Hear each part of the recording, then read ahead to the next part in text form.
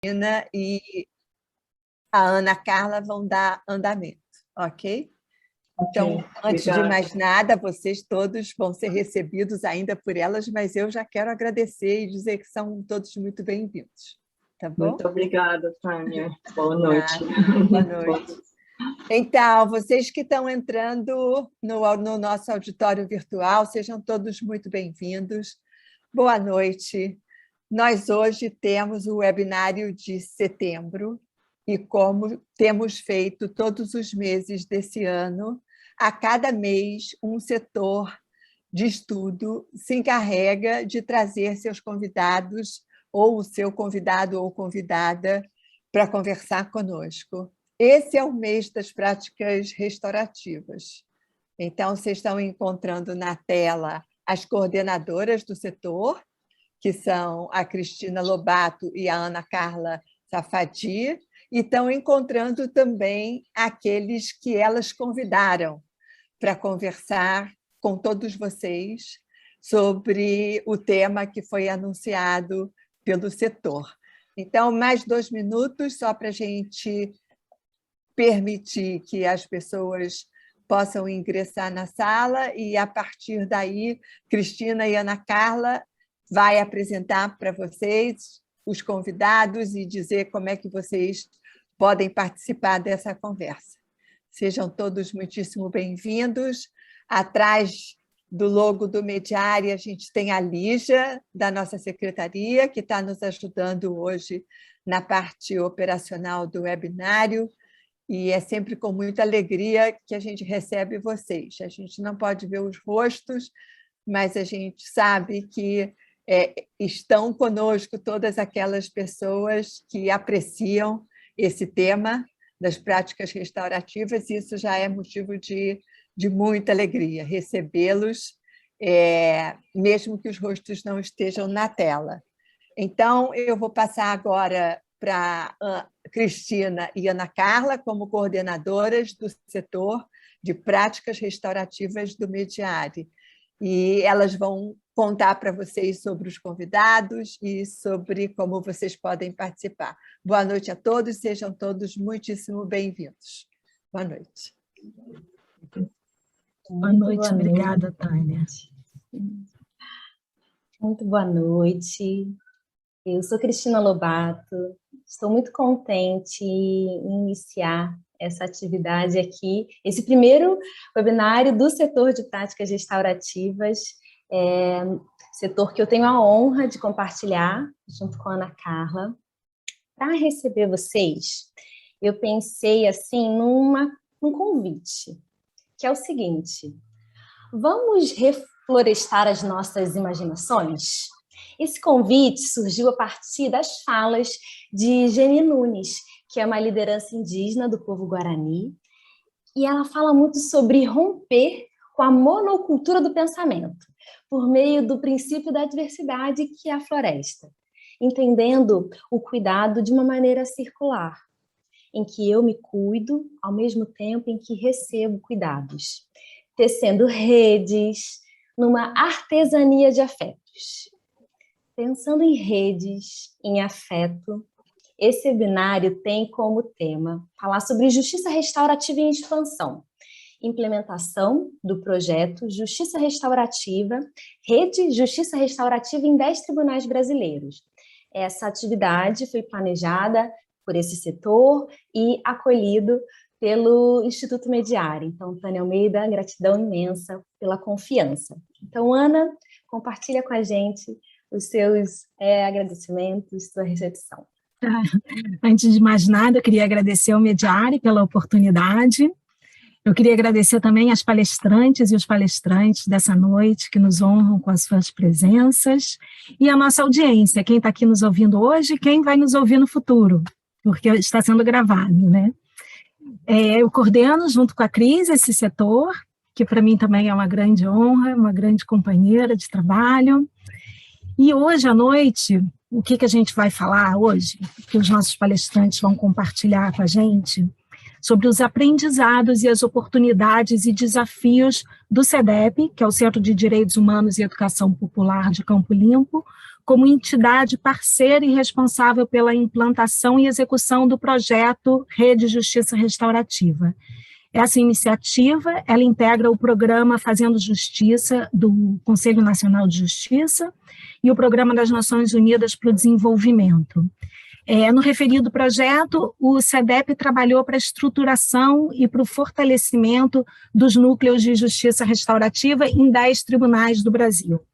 São os tribunais de justiça do Acre, Alagoas, Amapá, Ceará, Paraíba, Piauí, Rio Grande do Norte, Roraima, Rondônia e o Tribunal Regional Federal da Terceira Região, Mato Grosso do Sul e São Paulo.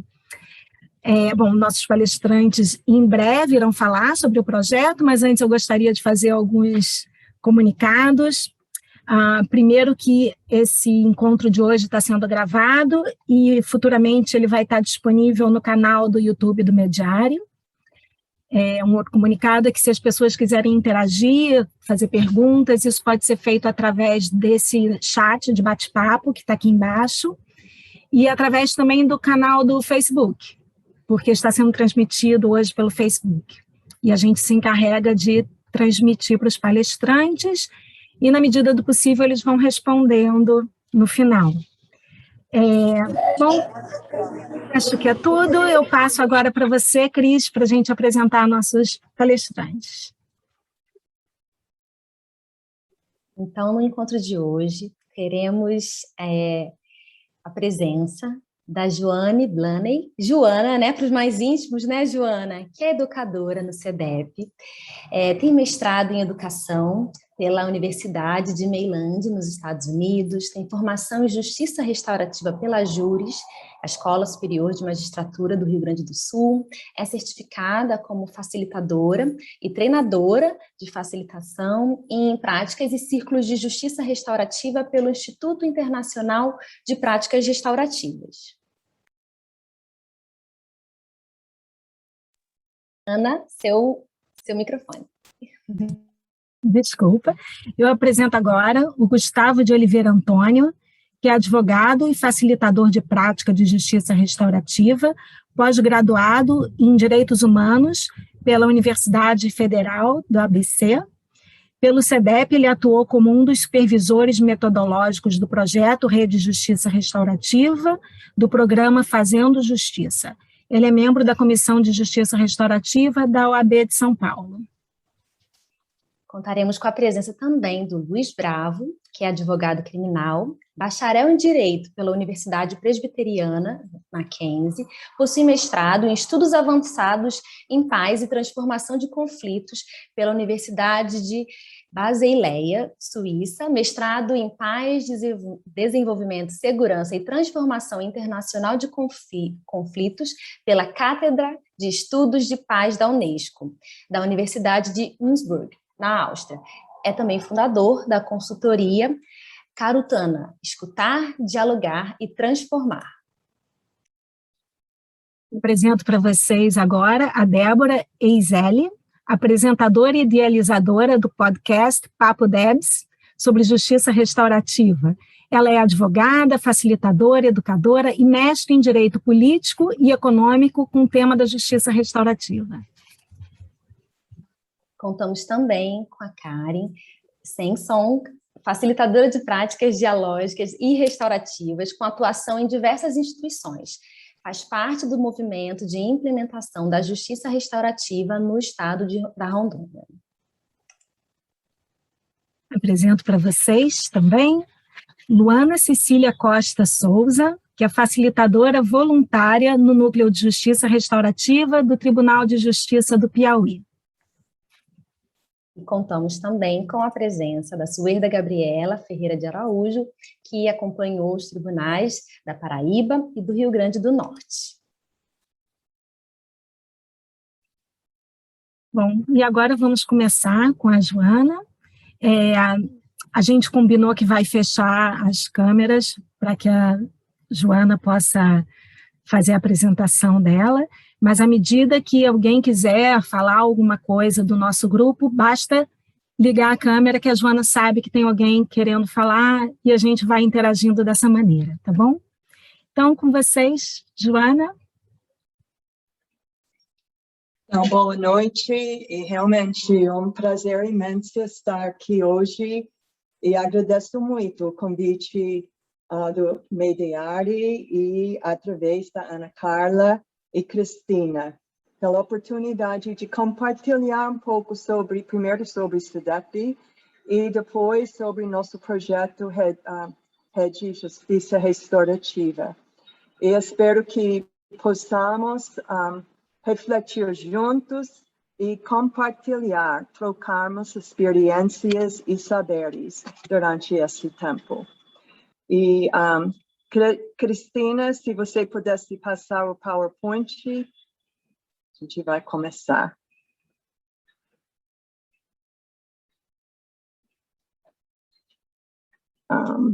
Então, o SUDEP, Centro de Direitos Humanos e Educação Popular, é uma organização não governamental que tem suas origens no processo de redemocratização do Brasil no fim dos anos 1970 e nos anos 80. Estamos celebrando este ano 40 anos e SUDEP fica na periferia da Zona Sul da cidade de São Paulo. E durante esses 40 anos, lutamos sempre por direitos humanos e uma justiça justa para todas as pessoas. E nossa missão formar e articular sujeitos sociais e processos políticos, atuando na construção de uma sociedade justa e solidária, de pleno exercício da cidadania, sempre na luz dos princípios fundamentais dos direitos humanos, sociais, econômicos, culturais e ambientais.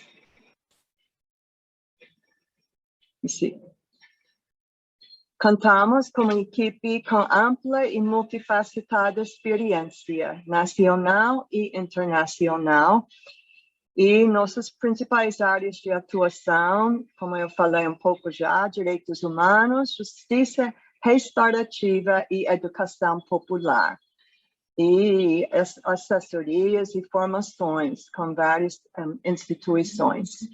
Também SUDEP executa o Programa Estadual de Proteção a Vítimas e Testemunhas, PROVITA, no estado de São Paulo.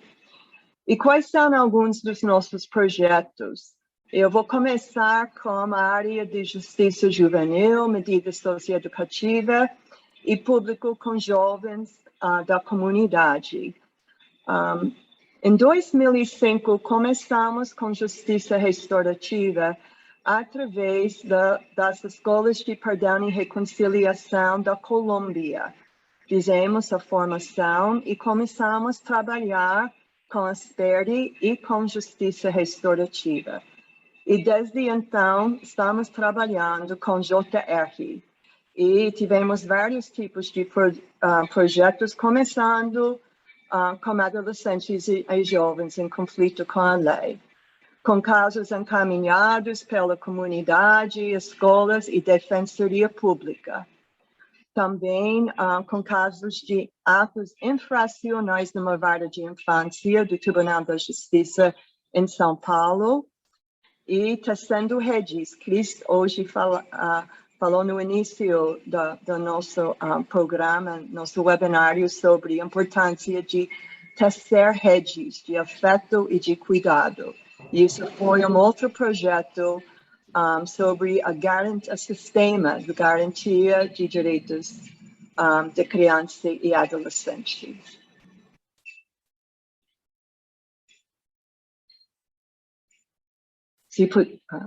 Numa outra área, trabalhamos vários anos até hoje na justiça criminal, execução penal e comunidade. Formamos agentes da Pastoral Carcerária Nacional, trabalhamos com servidores do SUSEP em Rio Grande do Sul e a secretária da Administração Penitenciária aqui em São Paulo, por vários anos, e vamos continuar formação para homens e mulheres privados de liberdade e também supervisão com vários grupos, incluindo a pastoral carcerária.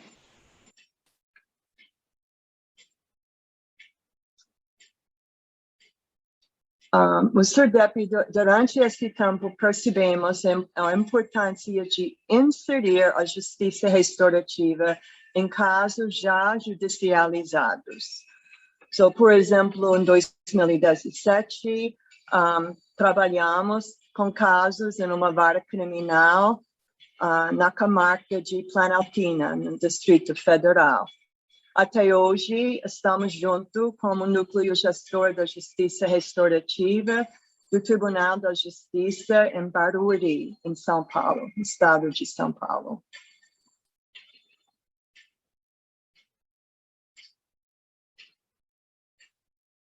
Uma outra área são núcleos comunitários e nosso foco sobre justiça restaurativa comunitária. A partir de 2012, formamos núcleos comunitários em São Paulo, em Buenos Aires, Fortaleza, Cascavel e no país de Uruguai. E também trabalhamos com a questão de violência de gênero. Durante todos esses anos, percebemos a importância de trabalhar com os marcadores sociais. Racismo, machismo, desigualdade social, identidade. E continuamos esse trabalho com outro projeto Jovens Facilitadores, um projeto de capacitação dos jovens para serem facilitadores de práticas restaurativas nos seus conflitos.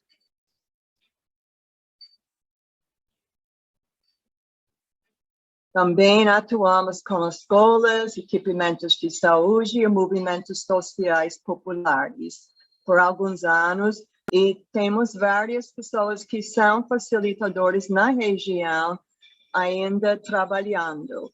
E em 2018, SUDEP foi o lugar onde tivemos o Fórum da Justiça Restaurativa Comunitária no Brasil. E o foco foi as desigualdades e identidades sociais. E esse foco de instaurar direitos e restaurar o justo. E contamos com 115 pessoas representando 8 estados do Brasil.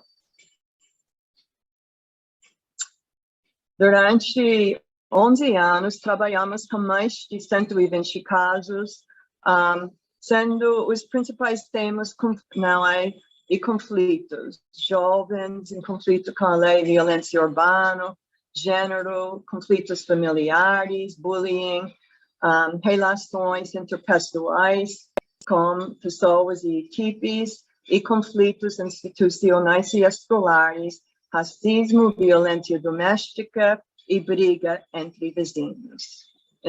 Esse é nosso núcleo comunitário de justiça restaurativa e educação popular do SUDEP. Educação popular sempre foi um integrante, dos integrantes muito importante no SUDEP desde o início.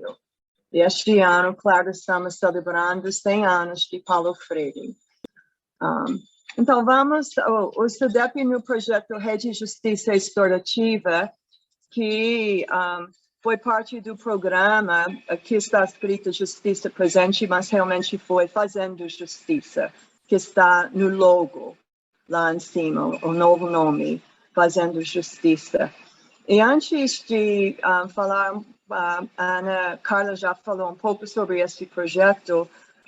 Eu quero lembrar a Mariana e a Nelly, patronela do SUDEP, que foram as coordenadoras desse projeto, onde nós trabalhamos.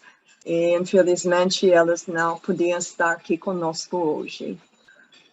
Mas esse projeto durou 15 meses e SUDEP, por edital, foi selecionado para a implantação e execução do projeto.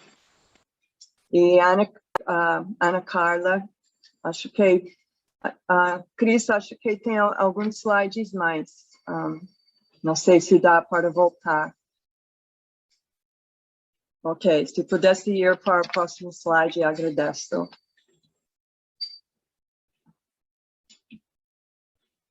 Então, a Ana Carla já falou em 10 estados, mas eu quero apontar aqui que esse fortalecimento, a estruturação, não é, é para atuar no sistema de justiça criminal e penitenciário, e também no sistema de justiça juvenil, onde no Brasil temos muitas atuações no sistema de justiça juvenil e socioeducativo, mas esse projeto também atuação no sistema de justiça criminal e penitenciário.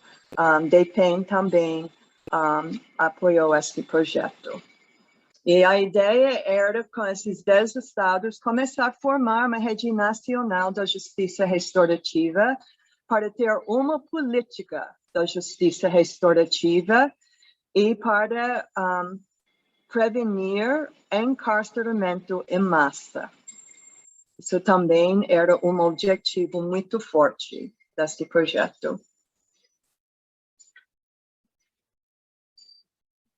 Então, tentamos trabalhar para fortalecer equipes locais com sensibilização, formação, facilitação e supervisão.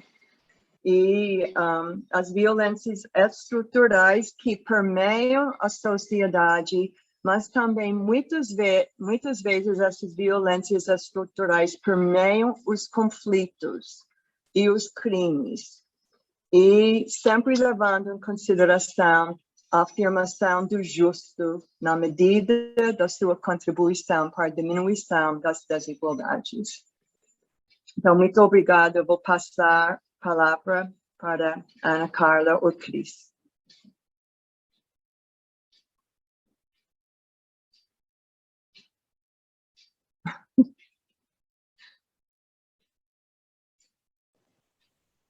Agradeço, Joana, pela sua apresentação. Pelo nosso cronograma, temos agora a fala do Gustavo. É isso mesmo, Gustavo? Está preparado?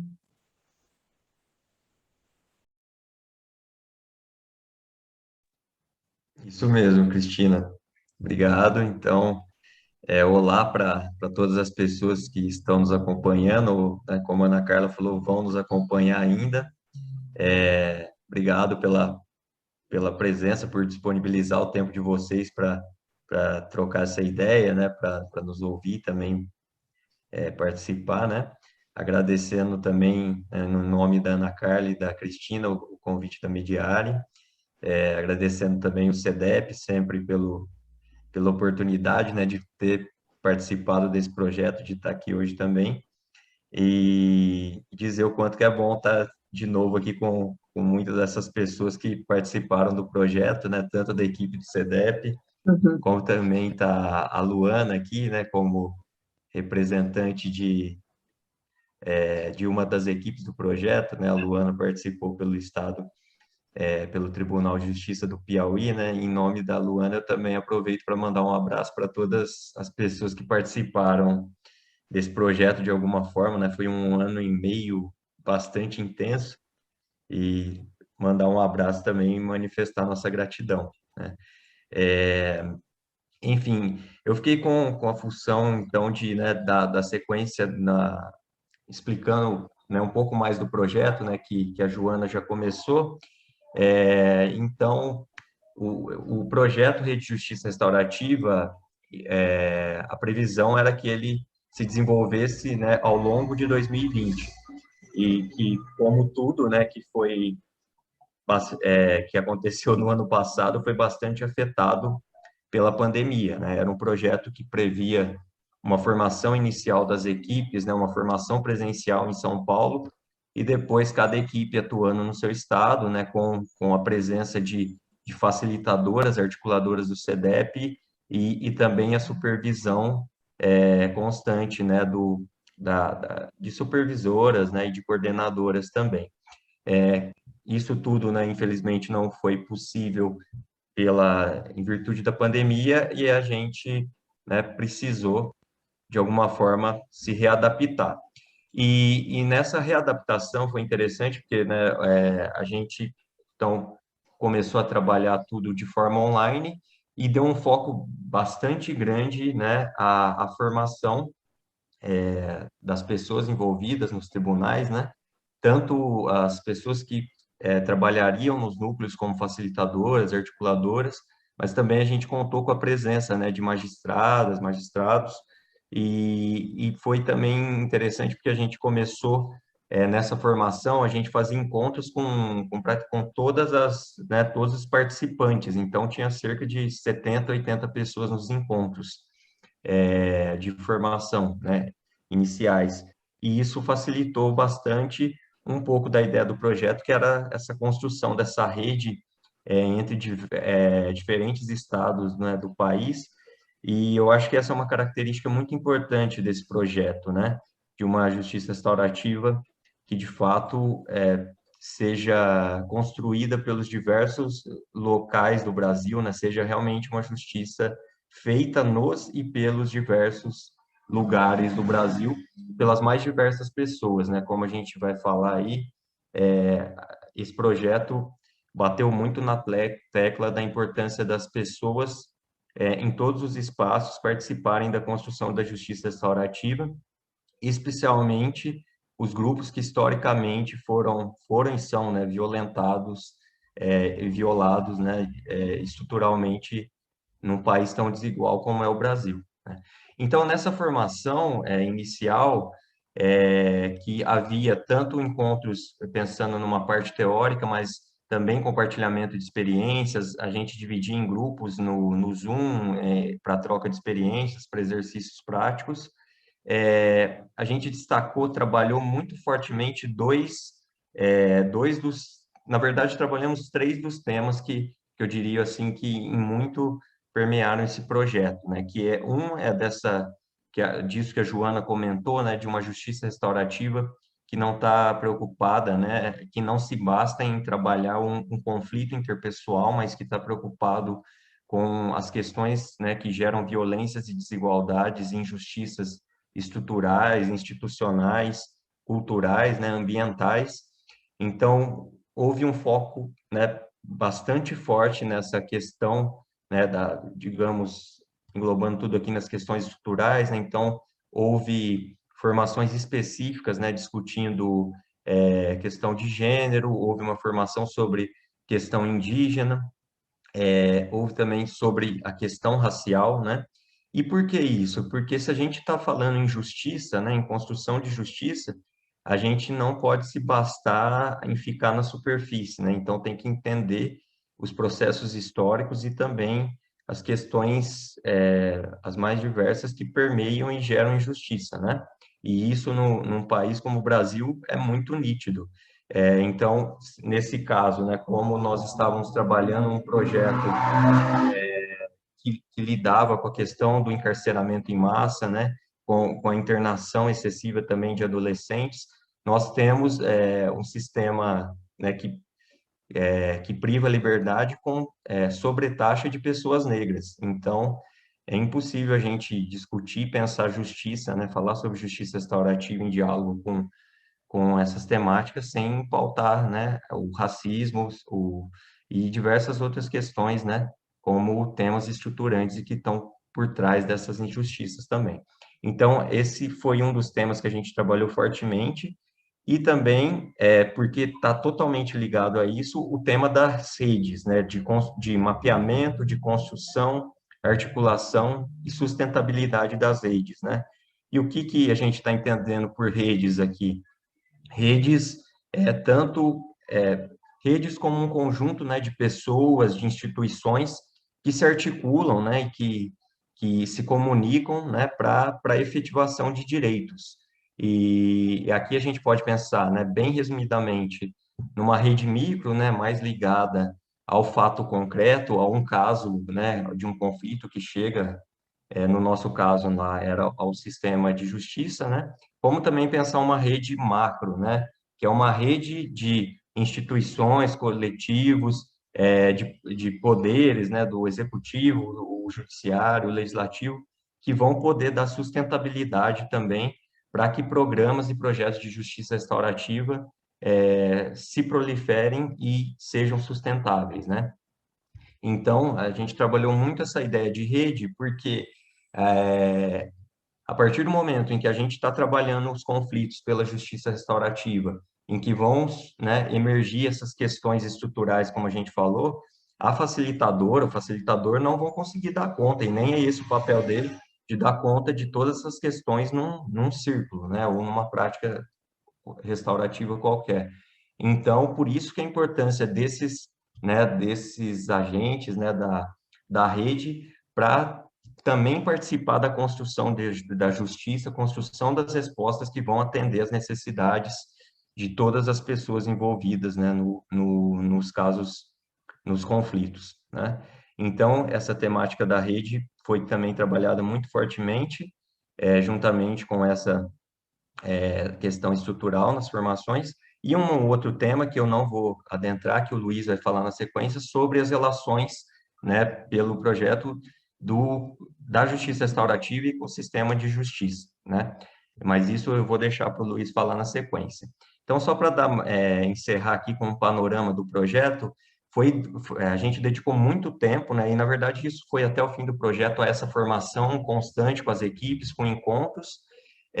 A gente também apoiou, né, houve um acompanhamento personalizado para a equipe de cada tribunal, para apoiar nesse fortalecimento da justiça restaurativa em cada tribunal, né, pensando a justiça restaurativa como uma política pública mesmo. Então, há todo, né, um plano, um planejamento do Comitê Gestor de Justiça Restaurativa do Conselho Nacional de Justiça, né, com diretrizes, com planos. Então, a gente apoiou as equipes no diálogo com essas diretrizes, com esses planos para a implantação da política pública de justiça restaurativa. A gente também trabalhou muito fortemente nessa ideia de rede, webinários de sensibilização e de articulação com atores tanto de dentro do sistema de justiça, né, Ministério Público, defensorias, advocacia, como também para fora, né, toda a rede, né, da assistência social e enfim, pensando tanto a rede interna quanto a rede externa. A gente também, então, durante todo esse tempo, né, o CEDEP trabalhou em diálogo com as equipes, né, e também com as coordenações do Fazendo Justiça em cada estado, supervisionando, dialogando, né, e apoiando nessa implantação da política pública de justiça restaurativa. Pensando também, como o Luiz vai falar melhor, em possibilidades, né, dentro do ordenamento jurídico que a gente tem, em possibilidades de sustentação jurídica, né, dos acordos, né, enfim, das práticas de justiça restaurativa, como que a gente faria esse diálogo. Em virtude da pandemia, né, como foi o ano todo de incerteza, em alguns momentos a gente achava que poderia atender casos presencialmente, né, mas infelizmente isso não foi possível, e excepcionalmente a gente, né, trabalhou com as equipes fizeram toda uma articulação, né, com os atores do sistema de justiça para trabalharem com casos, né, excepcionalmente de modo online, né, no atendimento de casos, então, né, tanto da área de conhecimento, tanto na fase de conhecimento, quanto de execução no sistema criminal adulto, quanto no pré-processual, no conhecimento, e na fase de execução também, né, no sistema de justiça juvenil e no sistema socioeducativo. E, então, essas equipes passaram, né, a realizar os atendimentos, né, de modo que no encerramento do projeto, então, havia todo esse trabalho, né, em cada tribunal para implantação ou fortalecimento da justiça restaurativa como política pública, a articulação com a rede e também esse atendimento com os casos, né? Então, esse é um pouco do panorama, né? Agradeço mais uma vez o espaço e fico à disposição aí para a nossa conversa na sequência. Pela nossa programação aqui, agora é a vez do Luiz, né? Eu não sei se passo antes para a Cristina e para a Ana Carla. Pode passar o bastão da fala para o Luiz. Muito obrigada pela sua fala, Gustavo.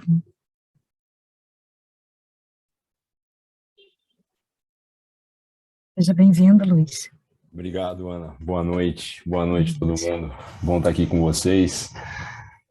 Faço uma saudação especial para a Ana, para a Cristina e para a Tânia. É uma alegria estar aqui com vocês no Espaço do Mediário. Eu agradeço pela hospitalidade e pela acolhida. Para quem tem se dedicado já há algum tempo nesse caminho, né, da justiça restaurativa, mais especificamente, mas na busca de outras formas de se lidar com conflito, algum tempo atrás, passando pela mediação, CNV, Mediare é uma referência, assim, né? É um nome que está sempre presente há algum tempo, e é a primeira vez que eu tenho essa oportunidade de participar de uma atividade de vocês, então expresso aqui minha alegria por isso, e sempre bacana estar do lado dos companheiros, do companheiro Gustavo e das companheiras de jornada desse projeto, né? Tão significativo para a gente, ao qual a gente se dedicou por 18 meses, né? Em tempos de pandemia, né? De janeiro de 2020 a julho de 2021. Então, estar aqui com vocês é sempre um motivo para aquecer meu coração. Bom escutar vocês, Joana, Gustavo, e aqui ansioso para escutar as minhas outras amigas e companheiras. Então, talvez aqui, né, no tempo curto, que tipo de relato que eu posso fazer, pensando nos aprendizados que a gente incorporou, nas experiências que a gente vivenciou, nesse desafio que eu acho que é um dos pontos cruciais da justiça restaurativa, que é a problematização, né, desconstrução e transformação da proposta punitivista, né, estruturado na sua forma mais contundente no sistema de justiça criminal. E para mim, pelo menos, né, já dedicado à justiça restaurativa há um certo tempo, foi a grande experiência da minha vida, né, de uma maneira pensando na intensidade, na profundidade da coisa, né, lidar com a estrutura, lidar com as pessoas que sustentam a estrutura, lidar com os desafios e pensar nas possibilidades das maneiras mais criativas possíveis, de trazer e abrir o sistema para outras possibilidades, né, para a possibilidade restaurativa, e isso levando em conta as peculiaridades de cada contexto, né, desses 10 tribunais com os quais a gente trabalhou. O projeto, acho que isso já foi dito aqui pela Joana e pelo Gustavo, né? Mas o projeto ele acontece, ele é pensado de uma maneira já bem ousada, né? Trazendo a ideia de encarceramento em massa como algo a ser problematizado, principalmente aqui no contexto brasileiro, né? Então a gente tem isso, principalmente são as coisas que eu tenho mais vivas aqui na minha cabeça, refletindo aqui nessa relação e nesse tensionamento entre a prática da justiça restaurativa e o sistema de justiça criminal. Então, a gente tem essa questão do encarceramento em massa e toda a amplitude de discussão e reflexões sobre formas alternativas de se lidar com os conflitos que chegam no sistema com essa rotulação criminal. E uma ideia que eu acho super bacana, né, do Objetivo de Desenvolvimento Sustentável da ONU, número 16, que é a ideia de nos esforçarmos por instituições mais participativas, por instituições mais eficientes, mais eficientes na busca por concretização de justiça e de paz. E eu acho que aí a gente tem uma abertura muito interessante para honrarmos um convite ético de implementação de caminhos que possibilitem ao público mais amplo essa experiência de justiça, né, de forma mais concretizada, que até agora, de forma mais corrente, ainda não foi, a gente não pode pensar como algo muito bem implementado de forma ampla no Brasil, né? A gente ainda vive pensando em justiça restaurativa no sistema criminal, o sistema de justiça como um todo, não só criminal. A gente ainda está, né, no momento embrionário, né, engatinhando, né? E isso é complicado, assim, eu acho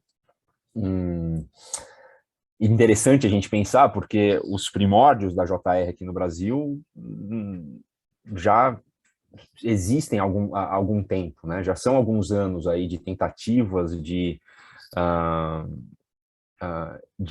experimentações, né? A gente tem a famosa Carta de Araçatuba aí de 2005, 2006, mas antes disso, já bem antes disso, outras experimentações. E mesmo assim, né, muita resistência, muita reticência e um testemunho histórico de uma certa timidez, né, para como fazer isso acontecer a partir do sistema de justiça. Mesmo a gente pensando a abertura, né, juridicamente falando aqui, a abertura que existe no sistema socioeducativo. Então, isso foi outra coisa também, acho que falaram aqui, a gente focou em quatro espaços principais do sistema. No sistema criminal, o momento do conhecimento e a parte da execução, e no sistema de infância e juventude, a parte de conhecimento, por assim dizer, e a parte de execução de medida socioeducativa. Eu acho que a gente fala muito sobre, né, essa questão institucional, estrutural e cultural. Uma coisa que me chamou muito a atenção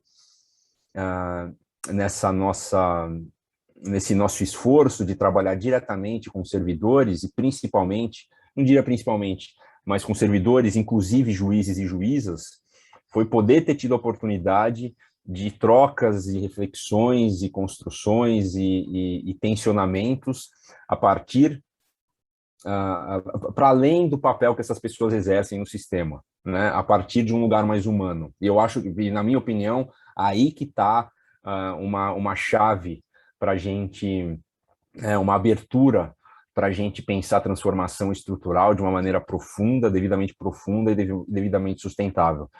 O Gustavo trouxe aqui, obviamente, vocês devem imaginar que um dos maiores desafios para a gente foi, diante da pandemia, viabilizar e concretizar, né, esse projeto. Ele foi pensado durante o final de 2019, né, a elaboração da nossa proposta, antes da nossa escolha pelo CNJ, foi feita no final de 2009, e toda uma mobilização da nossa parte no começo de 2020, depois do CEDEP ter sido escolhido, para como pensar, né, como que a gente vai fazer isso. A gente vai ter que se movimentar por 10 estados no Brasil, e de repente, né, a pandemia, e como que a gente pode fazer isso. E obviamente a gente acabou, né, o Gustavo deixou isso bem claro, a gente acabou lançando mão aí das conveniências da tecnologia online e tal. Mas uma coisa que isso nos trouxe foi a possibilidade de trabalhar, né, ter mais tempo de trabalho e de conversa com juízes e juízas, algo que certamente a gente teria se a gente, né, fizesse se o projeto ocorresse sem a pandemia, mas a gente tinha outros planos, né, assim, principalmente em tudo que a gente montou e elaborou para a realização de formação, capacitação, sensibilização. A gente, obviamente, tinha uma coisa reservada para troca de ideias com juízes e juízas, mas era um lugar mais delimitado, né? Com a reelaboração da coisa, houve uma maior participação. A gente ofereceu e abriu espaço para uma maior participação dessas pessoas. E com isso, ao meu ver, um aspecto muito enriquecedor da minha experiência nesse projeto, que foi vivenciar um contato mais, talvez, aproximado, ainda que online, o que foi longe do ideal para mim, mas pelo tempo que a gente esteve ao lado dessas pessoas, vivenciar um pouco mais, vivenciar reflexões com elas de uma maneira mais aproximada. E aí, né, como eu estava falando do que eu penso como sendo um ponto essencial e muito promissor, e com muito potencial para a gente pensar a transformação estrutural, é a conexão com esses humanos que se apresentam no sistema nesses papéis, né, nesses lugares institucionais, que muitas vezes bloqueiam e mascaram, e não de uma maneira conscientemente, enfim, negativa, mas as pessoas, para exercerem esses papéis, ligam chaves, né, se protegem com algumas couraças, usam algumas máscaras, todos e todas nós usamos, né, nos papéis que a gente ocupa ao longo da nossa vida. E quando a gente se dispõe a uma troca mais autêntica e mais humana, muitas possibilidades acontecem, e a conexão com algo mais profundo de propósito profissional e de vida é trazido à tona. E isso, para mim, é um dos elementos, é um elemento fortíssimo para a sustentação da justiça restaurativa, porque nessa conversa com as pessoas, com essas pessoas, principalmente juízes e juízas, todos os outros serventuários também, e a gente vai ter aqui a Luana para escutar um pouquinho da experiência dela, você percebe o quanto as pessoas que sustentam, né, essa função opressora, né, que a justiça restaurativa vem para desconstruir e criticar, sentem elas mesmas a opressão estrutural, institucional naquilo que elas fazem, né? E oferecer espaço para esse tipo de reflexão expande o campo de visão e traz uma expansão também de possibilidades para pensar novas formas de trabalhar, se conectando com propósitos e com possibilidades de maior realização pessoal e profissional, né? Coisas que isso acaba não sendo dito e isso acaba trazendo todo um custo para a saúde, enfim, e para a vida dessas pessoas.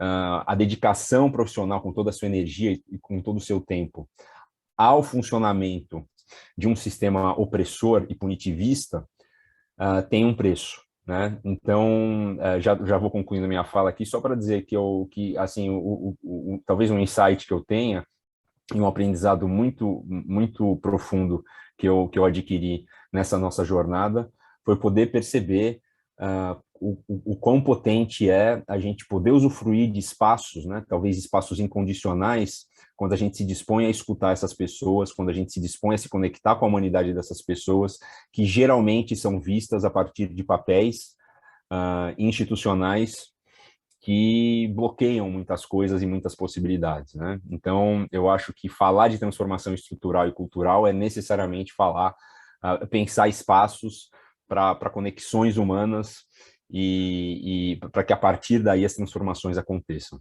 Muito rapidamente, acho que é isso. Eu agradeço pela escuta, passo a palavra aqui e novamente obrigado. Obrigada, Luiz. Eu já pego a palavra e já vou para frente pelo tempo para a gente ser bem objetivos. Eu vou entrar, então, na parte da nossa experiência enquanto articuladoras, facilitadoras, né? Um grande desafio para nós, articuladoras facilitadoras, que fomos contratadas pelo CEDEP, foi a redução de equipe. Então, inicialmente, tinha sido projetada uma equipe de 10 articuladoras, uma para cada estado em que morava, né, com relações relativamente próximas entre as pessoas do sistema de justiça ou com ações de justiça restaurativa, e essa redução implicou a necessidade de as articuladoras se dividirem sua atenção por 2 estados. Então, né, no meu caso especificamente, eu fiquei com Acre e Rondônia. Então, eu tinha 2 equipes, cada uma de nós, né, tinha 2 equipes com realidades bastante diferentes. Isso aumentou muito a carga de trabalho e em alguns momentos era difícil conciliar as agendas, porque, por exemplo, às vezes eu tinha equipes de 7 pessoas e de 16 pessoas ao mesmo tempo, no mesmo dia, que precisavam de reuniões, né? A gente trabalhava com magistradas, desembargadoras, servidoras, todas as pessoas de diversos papéis, como o Luiz estava falando. Então, articular a agenda de todas essas pessoas em estados diferentes era bastante desafiador, né? E a gente também trabalhava em duplas, era uma articuladora facilitadora e uma pessoa supervisora. Então, no meu caso, na minha dupla era Gustavo e eu, e aí a gente tinha que também lidar com horários diferentes. O Acre tinha 1 hora menos que Rondônia 1 hora menos que São Paulo, né? Então, era bastante desafiador, um pouco divertido também. E para os trabalhos fluírem, era muito importante a gente criar reuniões fixas.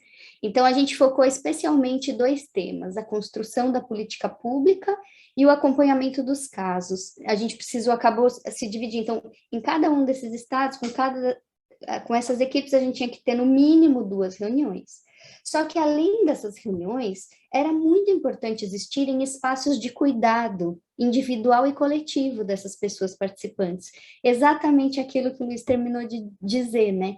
Que a gente precisava cuidar de nós e das pessoas, porque todos estavam sobrecarregados, todos estavam passando por um grande estresse por causa da pandemia, né? Muitas participantes perderam pessoas queridas ou ficaram doentes. Então, assim, um desafio muito grande era fazer acontecer todos esses encontros com a participação efetiva de todas essas pessoas, porque as decisões eram tomadas coletivamente em cada uma delas. Então, isso era muito mobilizador.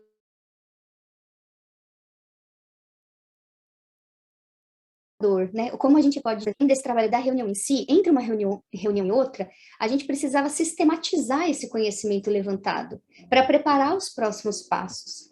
Né? E isso me mostrou especificamente que se a gente quer instituir políticas públicas que funcionem realmente, nós precisamos encontrar pessoas integralmente dedicadas àquela causa, que possam fazer a costura das informações, né, entre as reuniões e os grupos, ter uma ideia global do que está acontecendo para conseguir fazer que um trabalho caminhe bem, né? Então, dessa vivência, veio um grande aprendizado que é aparentemente óbvio, mas aparentemente está um pouco esquecido pelas pessoas, né? É preciso criar espaços de tempo significativos, com qualidade.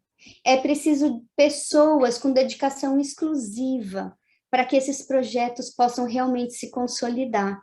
Então, esse foi um grande aprendizado, assim, né? Que atualmente as pessoas estão se desdobrando em muitas atividades. As pessoas estão sobrecarregadas. E é isso que faz com que as coisas andem mais lentamente ou corram até o risco de serem interrompidas. Então, uma grande força desse projeto foi ter essa estrutura, né? Então, tinha as coordenadoras, os supervisores, as articuladoras facilitadoras, e a gente fazia essa ponte com essas equipes, e para que a gente conseguisse fazer essa qualidade de tempo, né?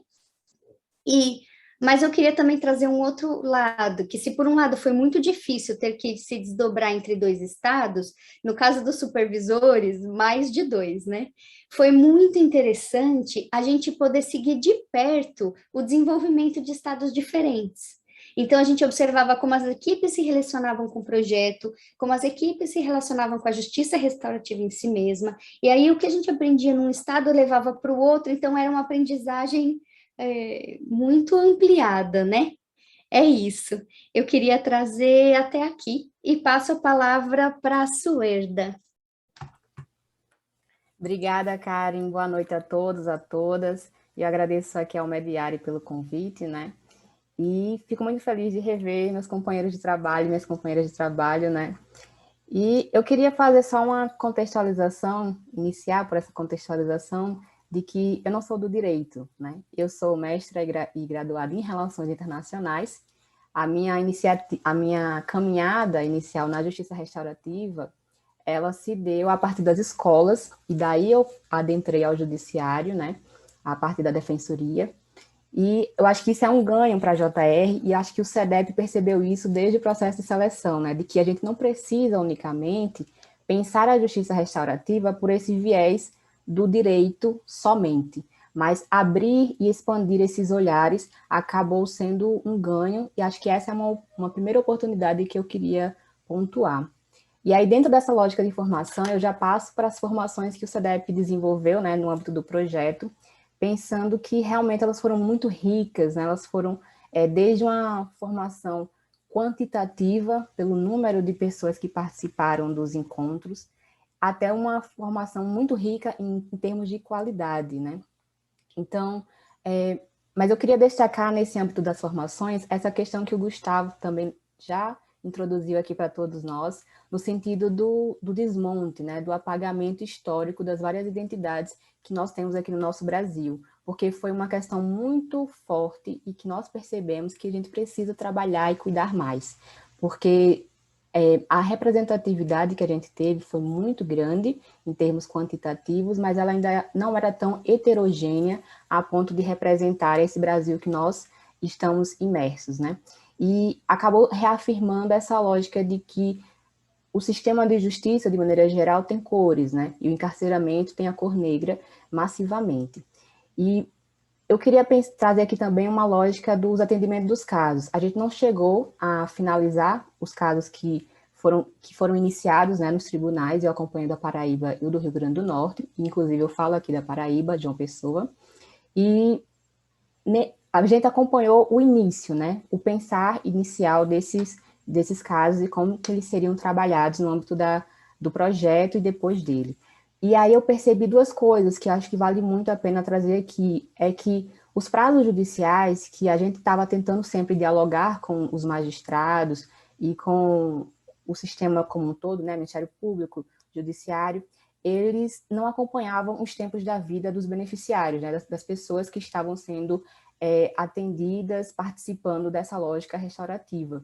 E eu digo isso porque a vida se impôs muitas vezes, porque é isso, a vida se impõe e a gente não tem controle sobre o que virá. E eu digo isso pensando num caso de um dos tribunais que a gente trabalhou e que eu acompanhei desde o início, onde ao longo do processo a gente foi conhecendo camadas das histórias das pessoas que estavam envolvidas e aquilo que estava no papel, que chegou ao judiciário, por exemplo, não trazia nem um terço do que de fato era a vida daquelas pessoas. Por exemplo, no papel não dizia que a pessoa estava grávida, por exemplo.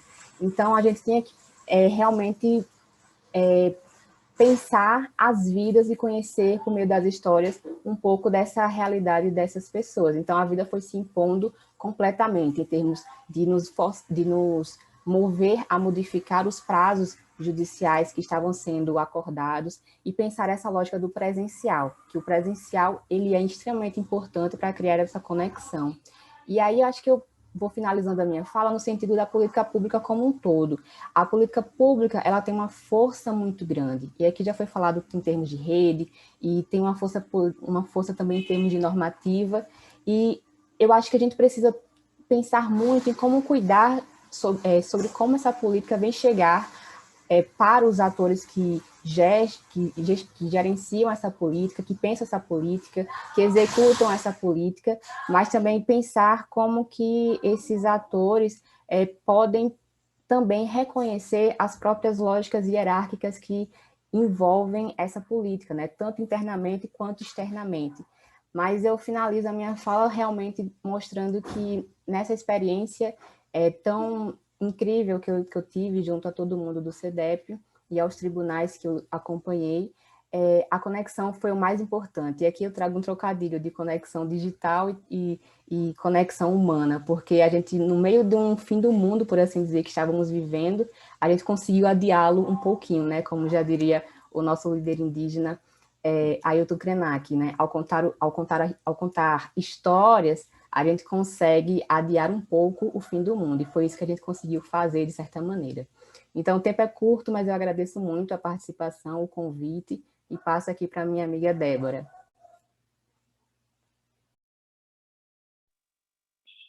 Muito obrigada, Suerda. É muito bom receber a palavra de você, muita saudade de estar participando junto dessa equipe. Agradecer muito o convite, a Cris e a Ana. É muito bom poder estar aqui com vocês, podendo trocar sobre uma experiência que, para mim, foi de extrema importância no desenvolvimento, na reflexão sobre justiça restaurativa e, mais do que isso, sobre a prática. E eu separei, para falar aqui rapidamente, né, dois aspectos que eu poderia contribuir com essa nossa discussão. E o primeiro deles, só contextualizando que eu estava enquanto facilitadora e articuladora responsável pelo estado do Amapá e também aqui o TRF3, né, da terceira região, que é São Paulo e Mato Grosso do Sul. E aí, contextualizando isso, né, que eu estive à frente junto com o Luiz de um cenário federal, um aspecto que eu queria trazer para vocês é relacionada à questão da vítima, né, que é uma questão extremamente importante quando a gente vai pensar, né, a justiça restaurativa, essa importância da participação da vítima, dela ser escutada, dela fazer parte da construção do conflito, né, desse percurso, que quando eu cheguei junto das facilitadoras, né, do âmbito federal, para a gente pegar os casos e começar a mapear as pessoas, uma coisa que a gente se deparou foi da dificuldade de encontrar essas vítimas, né? Então, não tinham nem mecanismos jurídicos para que a gente pudesse encontrar essas pessoas. Então, simplesmente tinha ali, né, quem seria o réu, né, quem seria o ofensor para a justiça restaurativa, digamos assim, mas a vítima ficava muito nesse lugar, né, do âmbito federal como algo abstrato. Então, é a saúde pública, é a fé pública, e aí, né, quem são essas pessoas? Só que daí foi muito curioso, porque essa construção, né, esse alinhamento das facilitadoras de poderem entendendo que sim, tinham vítimas ali, né, seja a pessoa que recebeu o documento falso, seja a pessoa que teve o seu documento falsificado, elas são pessoas que sofreram danos, né? Então, compreender que essa estrutura do sistema judiciário não está preocupada, né, com quem é essa vítima, e muito mais contra a saúde pública, então precisamos punir alguém para dizer que a gente fez algo, foi muito interessante ver esse esforço estrutural delas irem puxando mecanismos jurídicos para alcançar essas vítimas, e um dos casos que a gente está atendendo, né, justamente sobre a falsificação de documento, a gente conseguiu contato com as vítimas, elas quiseram participar e contar como que foi para elas ter o documento falsificado, enfim, então mostra muito potencial e como o judiciário não está olhando para isso, né? Ou não foi feito para olhar para isso, não foi feito para incluir a vítima nesse processo. E o segundo aspecto que eu queria comentar é o quanto a justiça restaurativa, para mim, né, enquanto facilitadora, sempre chega, quando são projetos, muito num lugar de que a gente vai implementar a justiça restaurativa para atendimento de pessoas vulneráveis, né? Então, tem pessoas que estão precisando da JR, então a gente vai lá implementar para atender essas pessoas. E aí no judiciário isso não é diferente, né? Quando a gente vai fazer a implementação, cadê os casos, como que a gente vai atender os casos, porque essas pessoas precisam de justiça, elas precisam ser ouvidas. Mas uma coisa que eu queria colocar aqui, né, e destacar como algo que foi muito importante para mim enquanto experiência, é o quanto a justiça restaurativa também é sobre as relações institucionais, né? Também é sobre a transformação institucional. Então, justiça restaurativa não é só para atender casos ou para atender as pessoas que chegam ao judiciário, mas justiça restaurativa, né, no âmbito do judiciário aqui que a gente está falando do projeto, é a gente se questionar as relações de poder ali estabelecidas, que não adianta, né, sei lá, se eu for juíza, dizer que eu amo a minha equipe. Isso não vai automaticamente desconectar a hierarquia e aí não vai ter mais relações de poder, né? A gente precisa justamente se olhar nessas relações de poder, ter disponibilidade para isso, e claro, não é um processo fácil, nem um processo de 1 ano, que foi o tempo do projeto, é um processo que a gente vai se revisitando, mas é muito importante que a justiça restaurativa seja um convite para a gente se olhar internamente, não só enquanto indivíduo, mas enquanto instituição, para que a gente não fique, enquanto instituição, praticando algo violento, e para os outros a gente quer dar oportunidade de fala, a gente quer dar oportunidade de escuta, mas para a gente aqui na nossa equipe, aí acho que não. E é normal a gente ter esse tipo de bloqueio, mas é importante que isso seja algo a ser explorado. Bom, era isso que eu queria compartilhar com vocês, espero não ter falado muito rápido por conta do tempo, e eu passo para a Luana.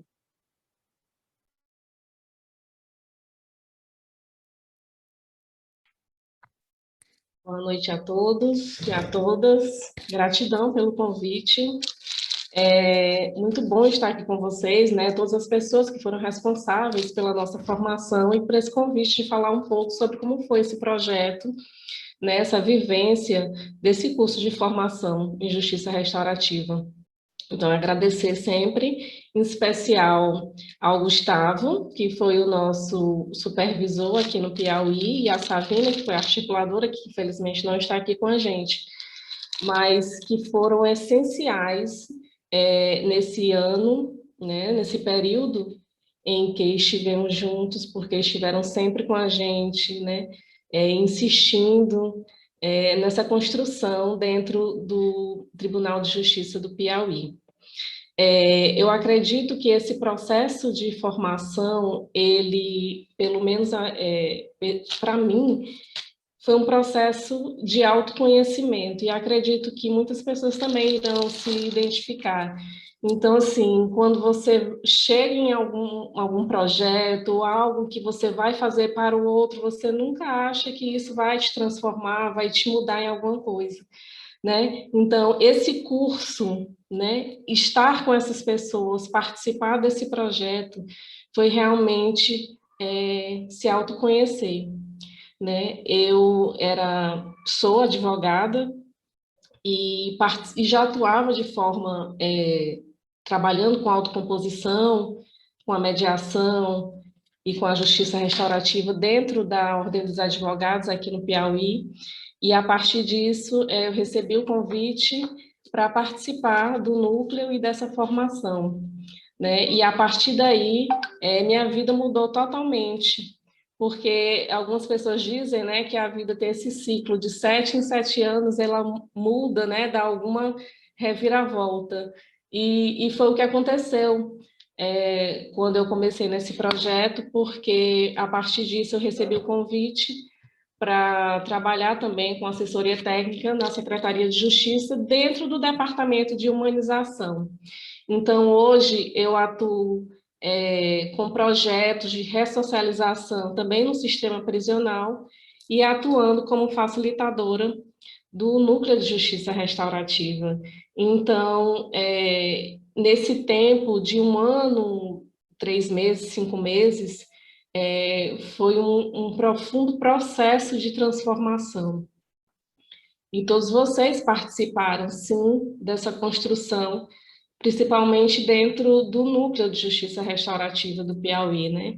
Aqui no Piauí já existe, né, a JR desde 2010, sempre com viés voltado, né, para o sistema prisional, através da Vara de Execuções Penais aqui em Teresina. Então, casou perfeitamente, porque dentro da Secretaria de Justiça e o Tribunal, meio que estamos com uma ponte, né, uma ligação para a gente atuar dentro das unidades prisionais, aqui em Teresina, né, fazendo círculos de diálogo, círculos restaurativos com as famílias, com os reeducandos, e a gente tem recebido uma aceitação incrível por parte da rede externa, né, da pastoral carcerária, conselhos da comunidade, faculdades. Tem sido muito gratificante ver e notar que a justiça restaurativa está sendo ampliada também para fora do tribunal, né? A gente sabe que existe ainda alguns questionamentos, né, internos sobre o que realmente é a justiça restaurativa, mas a nossa equipe dentro do núcleo é uma equipe pequena, né, ainda é pequena, feminina, né, então somos muitas mulheres, né, existe ainda 7 pessoas ainda estão em formação novamente para adentrar o núcleo, mas nós estamos assim sentindo esse retorno de tudo que nós trabalhamos dentro do projeto, de todos os processos que chegaram até nós, né? O Gustavo e a Savina não tiveram a oportunidade ainda de ver o desfecho de alguns processos que estávamos ainda trabalhando, né? Que chegaram até nós. Inclusive, chegaram pela rede externa, né, pelos alguns advogados que tomaram conhecimento sobre o núcleo, sobre as práticas que aconteciam e que nos procuraram, e que hoje ainda nos procuram muito, né, sobre como tirar esse processo assim, mesmo de lá, do juiz, e trazer aqui para a gente, para o núcleo. Então, tem sido bem gratificante. Estamos com vistas também de fazer formação voltada também para o executivo. Então, as portas também... na verdade, o núcleo ele atua muito trabalhando com o que chega para a gente. Né? A gente se torna muito receptível para o que está acontecendo à nossa volta e para as coisas que chegam para a gente. Então, essa formação que nós iremos fazer também, essa capacitação para o executivo, para as psicólogas, assistentes sociais do município, né? Estamos trabalhando com relação a isso. Então, a gente tem notado assim, uma ampliação enorme do núcleo dentro do tribunal.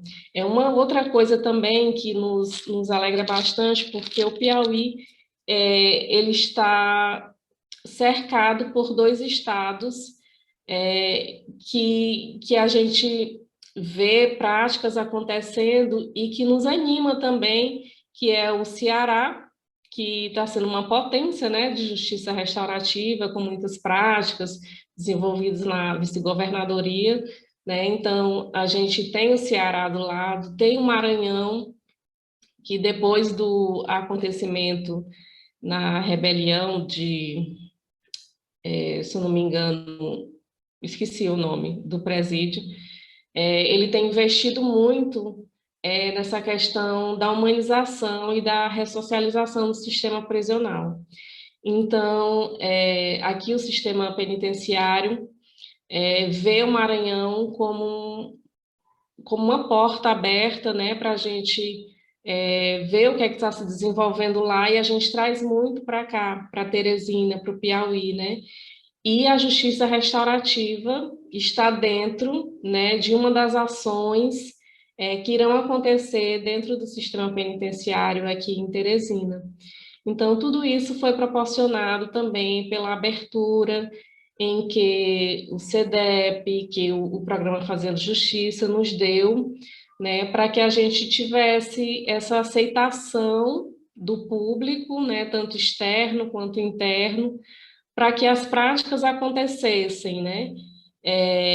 A gente sempre fala dentro do núcleo que somos as guardiãs da justiça restaurativa aqui em Teresina, né? Então, a gente tem sempre o cuidado de estar aliado com o que nós aprendemos dentro do programa de formação, dentro de todas as técnicas, né? O que nos foi muito importante, porque todas as vivências que aconteceram dentro do programa foram, de fato, processos que chegavam até nós, né? Então, nós atuávamos e questionávamos processos que chegavam para a gente. Então, não era nada inventado, era tudo realidade. Então, foi muito gratificante e está sendo, né, atuar com a justiça restaurativa dentro do Tribunal de Justiça do Piauí, né? E eu não acredito também em nenhuma coincidência, porque hoje, aqui falando sobre justiça restaurativa, falando sobre o programa, hoje também foi o dia em que o núcleo teve uma estruturação física, né? Então, hoje, nós já temos uma sala, recebemos hoje uma sala, os computadores e todo o material para que a gente já comece a desenvolver a prática dentro realmente do fórum. Então, a gente está muito feliz, muito, muito animada com essas novas possibilidades de trazer realmente essa restauração, essa humanização que tanto a justiça precisa, principalmente aqui no Piauí. Então, muito feliz, muito grata de estar aqui com todos vocês. E passo a palavra, se alguém tiver alguma pergunta, fique à vontade.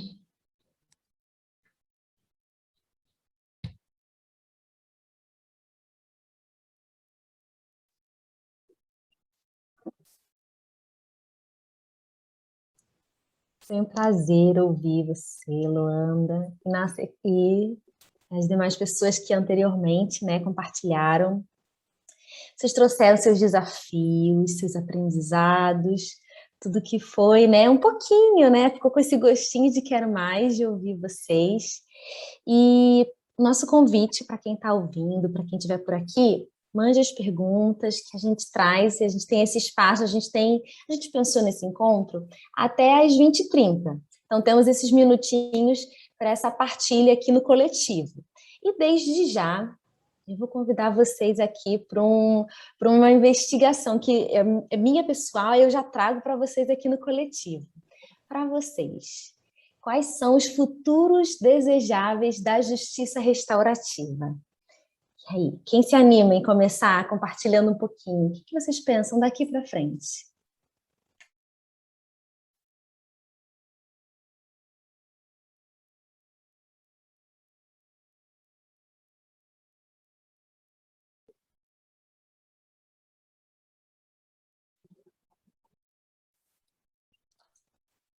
Eu posso arriscar?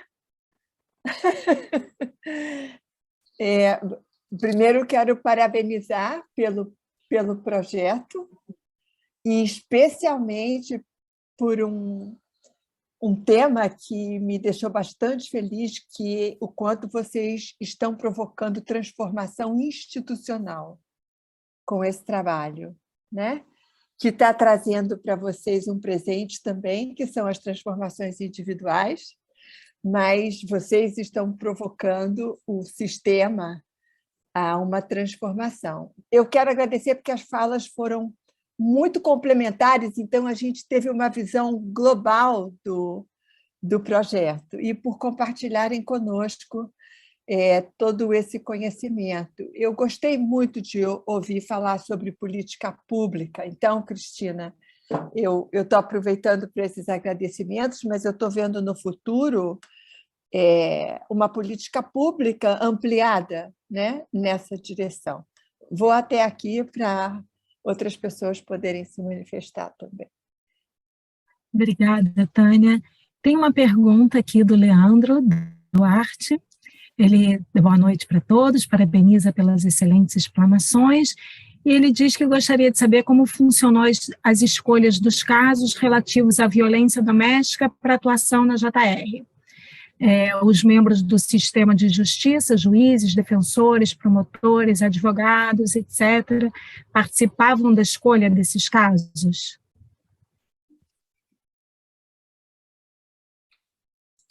Acho que eu vou falar um pouquinho antes, não da violência doméstica especificamente, mas da participação, né, dos juízes, promotores, defensores.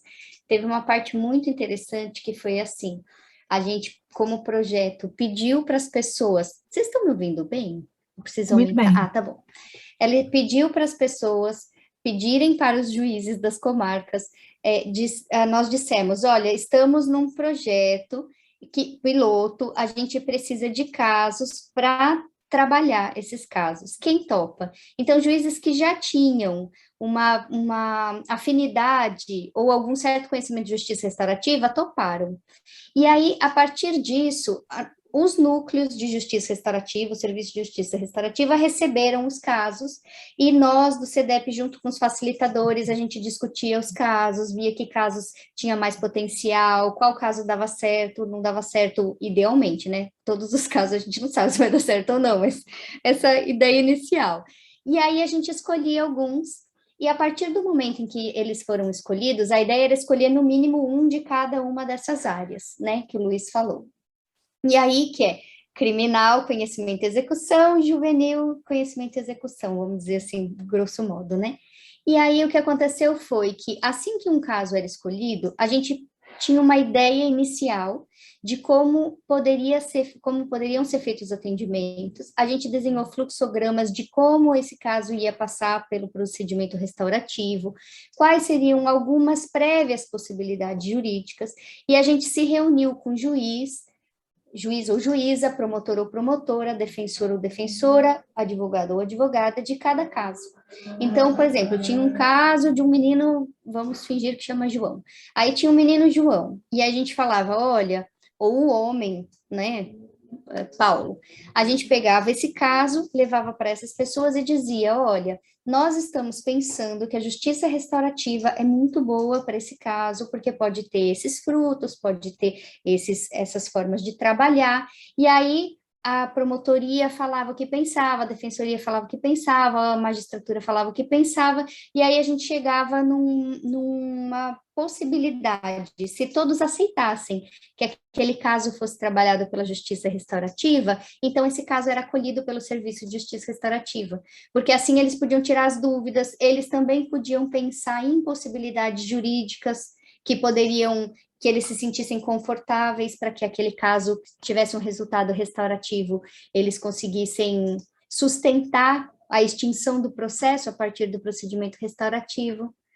Então, eu queria trazer essa parte. Ótimo, ótimo.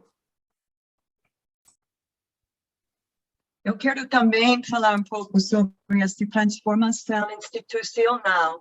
E, então, dentro do sistema judiciário, mas também dentro das instituições.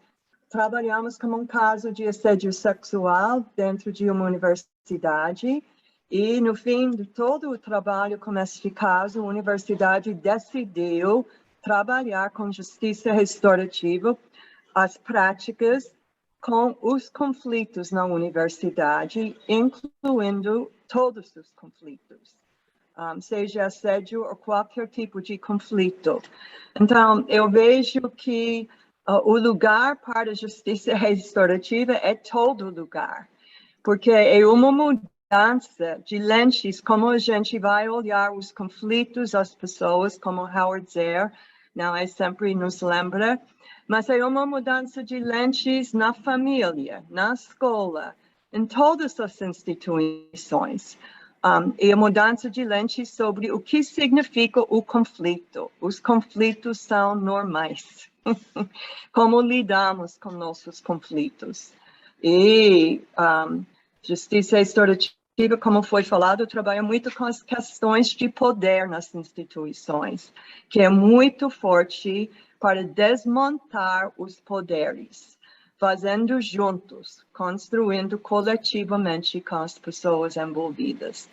Então, eu vejo o lugar, é todo lugar, não são práticas para ser usadas só, entre aspas, no trabalho.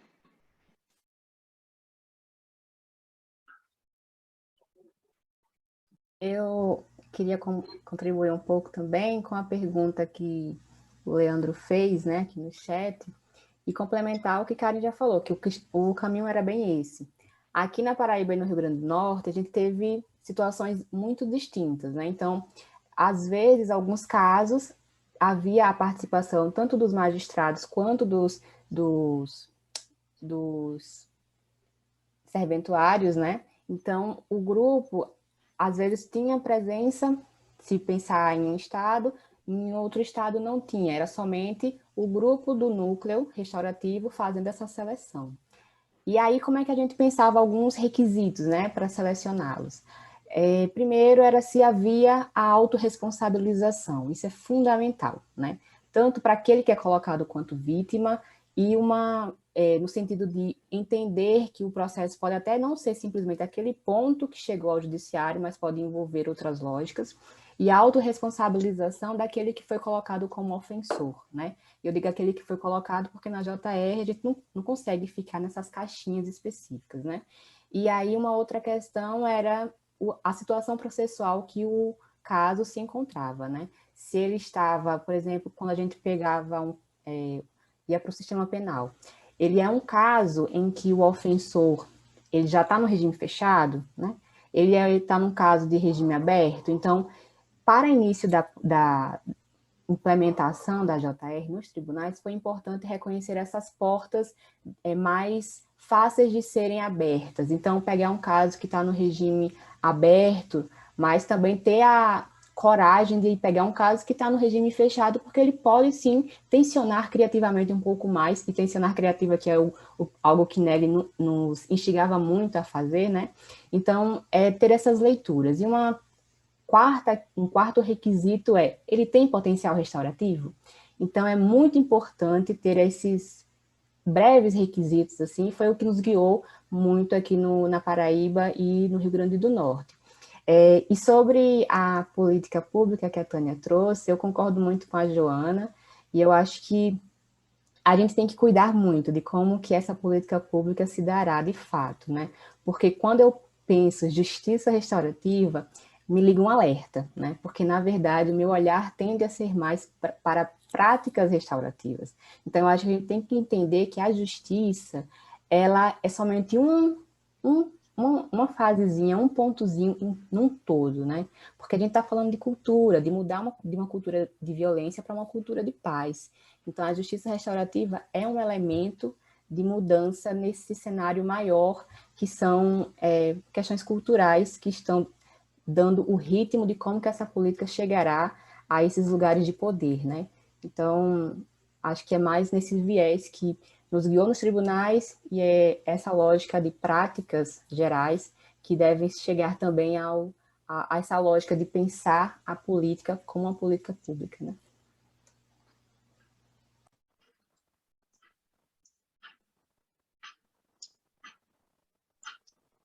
Não sei se puder ainda... contribuir, Ai, desculpa, Débora, por Luiz, favor. por favor. Não.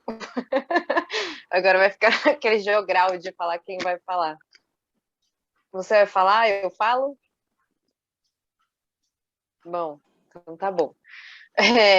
Eu só queria contribuir um pouco com essa perspectiva do caminho, né, de pensar o futuro da justiça restaurativa, que logo quando eu penso em futuro, eu penso para frente, né, e aí eu só queria colocar aqui um ponto de reflexão, que é pensar o quanto justiça, antes de existir poder judiciário, já era praticada de outras formas, né, e com outras concepções por pessoas e povos que já existiam aqui, né, no nosso país, nesse território.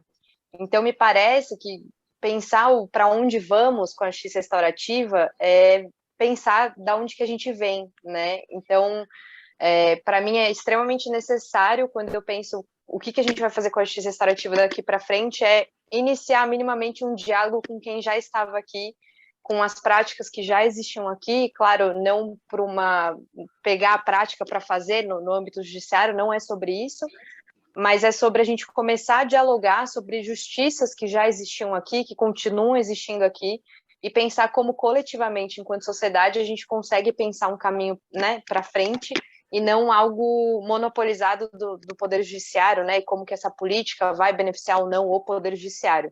Mas é pensar enquanto sociedade o que a gente quer construir enquanto justiça e o que já foi construído por outras pessoas que estão aí resistindo a tantos processos de genocídio, né? Então, para mim, pensar a justiça hoje é necessariamente passar por esses diálogos. Era isso que eu queria colocar. Débora, que bom que você falou antes, porque eu ressoo muito com o que você traz, pensando na pergunta que a Cristina trouxe no começo, né? Qual que é o meu almejo para a justiça restaurativa?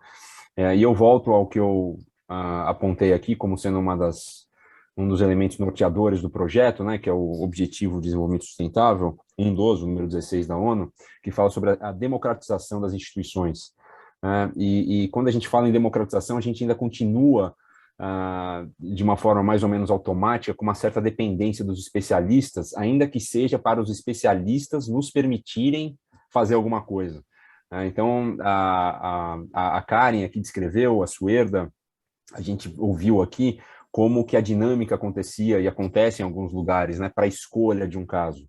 Então, a gente conversa com os especialistas, com os operadores, com as operadoras, para ver se é um caso bacana. A Suerda trouxe uma dinâmica um pouco diferente aqui, mas no final das contas, tem todo um esforço até chegar na pessoa, até chegar no protagonista do conflito, nas pessoas mais diretamente afetadas pelo que aconteceu.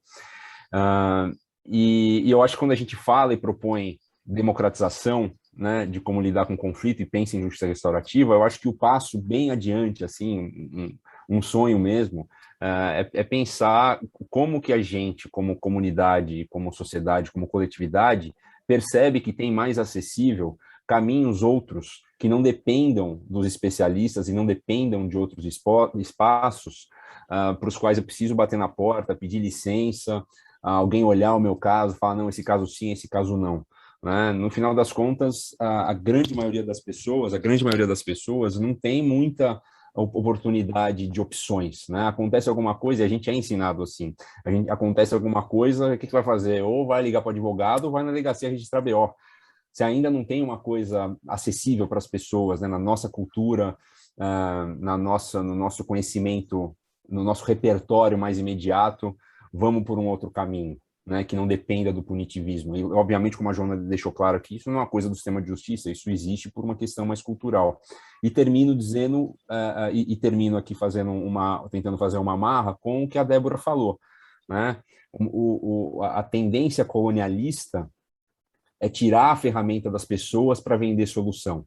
Então, eu acho que a gente talvez seja importante para a gente ter um cuidado de trabalhar com justiça restaurativa para que ela não seja essa nova solução apresentada e seja mais, isso é extremamente desafiador, e seja mais um esforço para evocar nas pessoas, né, as ferramentas e os conhecimentos e saberes que elas já trazem com elas, quem quer que sejam, qualquer que seja a comunidade, que nós trazemos conosco, ainda que, de certa forma, já apagado e ofuscado por um histórico problemático que a gente tem vivido nessa parte do mundo, mas que está aqui, de alguma maneira, né? E se a gente pegar, como a Joana falou, né, o conflito não é um problema em si. E se a gente olhar a grande maioria das tensões e dos conflitos que a gente vivencia, que a gente testemunha, as coisas são, de alguma maneira, na maioria das vezes, são resolvidas ou tratadas sem depender de um aparato gigantesco e sem depender necessariamente do punitivismo. Então, eu acho que é confiar um pouco na nossa humanidade como caminho para resolver e tratar das coisas.